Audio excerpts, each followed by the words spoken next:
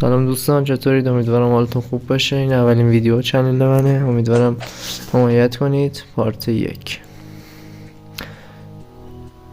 آرمیچر رو باتری رو به هم چسب میکنیم. حواستون باشه چسب داغ نباشه.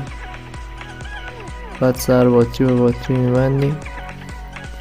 میتونید هر کلید دیگه هم استفاده کنید. خب من این کلید استفاده کردم. کلیدم به باتری چسب میکنیم.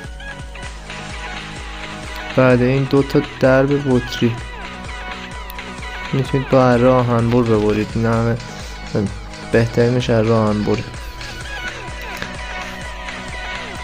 بعد اینا رو به هم چسب میکنیم. وقتی چسب کردید خوش شد، چند تا گوش پاک اوسط نصف کنید.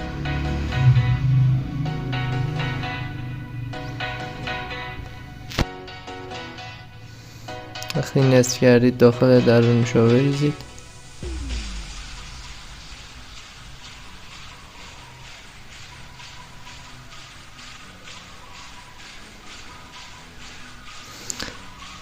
بعد اینو به باتری بچسبونید.